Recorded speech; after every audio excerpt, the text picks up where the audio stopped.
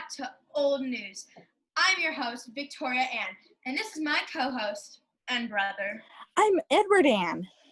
And today we're talking to Victorian astronomer Henrietta Swan Leavitt. She should be here by now. Sometimes the time machine can get a little tricky.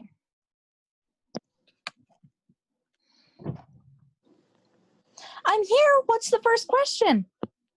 Are you in a hurry? Yes, my job starts very soon. What do you do for a job? Edward, we're supposed to start in the beginning. And anyway, that's my question. It's not. You said I got all the questions after 1901. She started her job in 1902. I started my job. I record the brightest stars, and I started my job in 1892.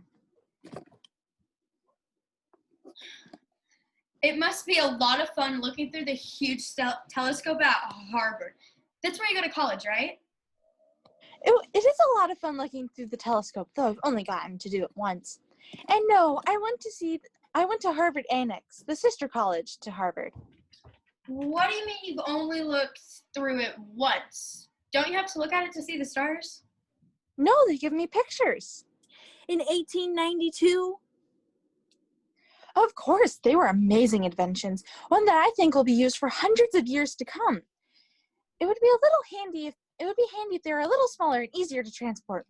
Could you imagine one that fits in your pocket? That would be amazing. Back to the questions. I studied all the pictures they gave me very closely and started a draft on my work, but it took me a while to finish it. Do you ever take a break? Yes, I took a break in 1896 and traveled to Europe and Wisconsin, where my father lived at the time. In 1902, Harvard College Observatory's director, Edward Pickering, who was my boss, contacted me and asked that my laboratory notebook get sent to me. I left for a while because I was having issues with my sight and hearing. My hearing was better by that time, but I was still having problems with my sight was better by that time, but I was still having problems with my hearing.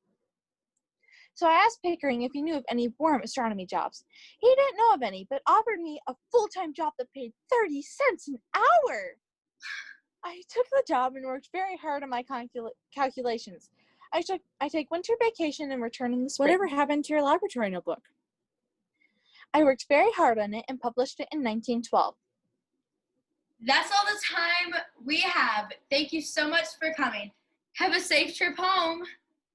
I'll be just in time for work.